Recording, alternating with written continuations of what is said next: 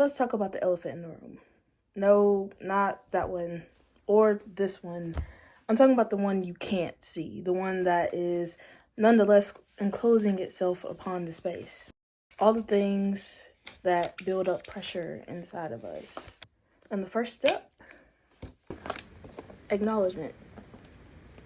Poorly written, but acknowledge it. I'll try to keep it I words. I speak only for myself and what I've kind of experienced with this and where my headspace is. Step number 1. They say that acknowledging that there's a problem is the first step to recovery. If one can admit that they have a problem, then we can do the work of fixing it. The problem with that is no one ever tells you how to fix it. Perhaps there's nothing to fix per se. There's nothing wrong with me. There's just a block, and I have to figure out how to work through that block, whatever it is, externally or internally. Saying that the elephant is in the room materializes it. It gives it flesh and bone and this really loud, obnoxious roar. It makes it real. It means I can't ignore it anymore. And that's hard. But what's hard is meant to be sat with. Life gets hard. A question on a test can be hard, and then what do? You pause, you breathe, you reflect. So take a moment right now to just breathe, reflect with it. Say it out loud. I have a fear of failure, or I am fearful people won't like what I have to say, or I'm not sure I have anything important to say. We take a breath in. We take a breath out.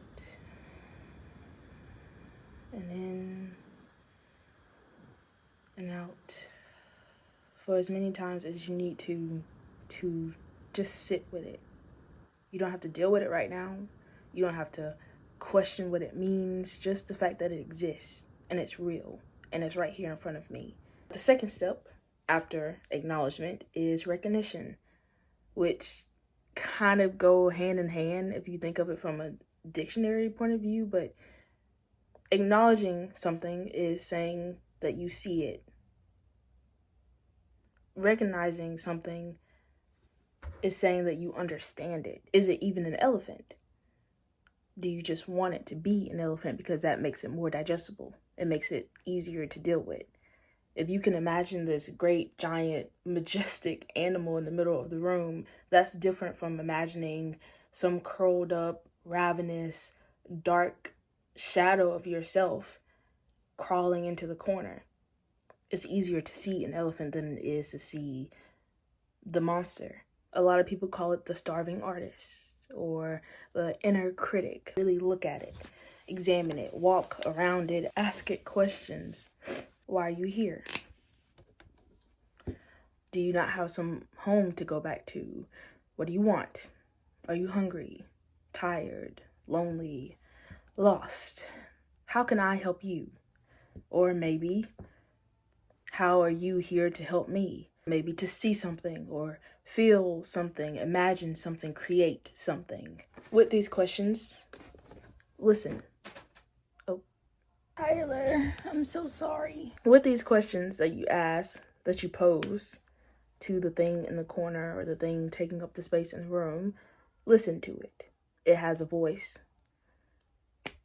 You know it has a voice. It tells you all the time that you're not good enough, or that you could be doing more, or that you'll never amount to anything. It speaks to you all the time. It's not always nice. Listen with discernment, meaning with a grain of salt. Make them pay rent. Well, if you are going to be here, and you're going to be taking up space for however long that is, maybe you can help me figure out what it is you're here for. What it is I'm supposed to learn or grow from or move past. Figure out a way to get all those doubts and worries and fear and guilt and self-limiting beliefs down onto the page. This is usually the point where they tell you to journal. Write out your thoughts. No one else has to see it but you. No one else should see it unless you want them to. Take 5 minutes, stretch it into 10 if you're feeling fancy. Write how you feel about the elephant. How does it make you feel? That's the question. It's a start anyway. Write for the entirety of the 5 minutes, even if you're apprehensive and you feel you have nothing to say. Perhaps you don't. Perhaps the elephant has something to say to you. Let it use your pen if it has to. Just let it out. And once it's there on the page, read through it or tuck it away in some hidden place or rip it up. Tell it has no power over you. I'll let you fill out intuitively what's best. Maybe while writing, some more creative idea or, I don't know, exciting pursuit comes up. Jot those down into your workbook or Notes app or wherever to access at a later time. Or maybe while doing this exercise, more doubt comes up. Combat each negative phrase or comment that comes up with something positive, something that's rooted in truth. And keep doing this every day until the creative ideas begin to flow. And they will flow. Slowly, as you chip away at this blockage, they'll flow. They'll have no choice to. We are humans. We are innately creative beings. I know it may not always feel like it when we're stuck behind screens all day, but it's true. We create intuitively. It's a part of our nature. Otherwise, you wouldn't have a roof over your head, or there wouldn't be wheels on vehicles, or paper, or pens, or whatever all of this is. We create. It's who we are. And I've been blocked for so long that I forgot the days of finger painting and macaroni art and bottle cap necklaces and scribbled writing on giant red hearts because we were taught to fear it. To quiet that creativity down, to replace it with more logical and toneless paths for the sake of remaining small enough to fit inside of a room. But all these ideas, all of these big dreams we hold inside are often too big to be forced down into such a small space. This is when we're tasked to let it out. That's why sharing our ideas and our creations with the world is so pivotal. It eases that weight off our chest. It lightens up the space. And it gives all those creative products a home to come back to maneuver through the world, through this jungle, if we're still using the elephant metaphor. We are human. We create. We share and swap ideas. We were never meant to exist solely within the cages of our own minds. So whatever it is, all the doubt, all the sparks, let them out. That's the remedy, the medicine, the fix, the thing that will free your soul. Let it all out. Free them to roam. Acknowledge it, recognize it, question it, be curious enough to explore it. And then you'll find this.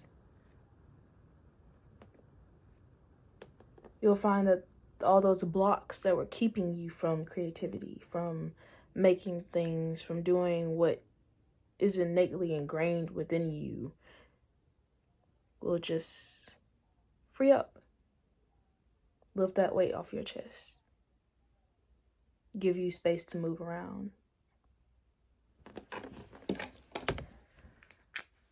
That is why I wanted to come on here and say it's something that I've been processing over the past year, and that has gotten me to where I am now.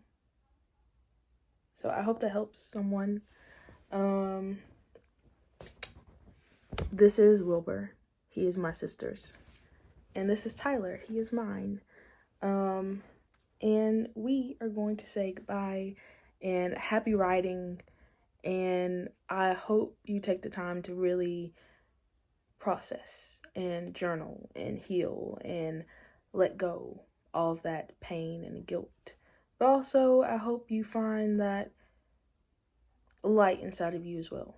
And I hope you share that with the rest of the world. because we need more of that. So I love you, we love you, and you're doing great. And yeah, see you next time.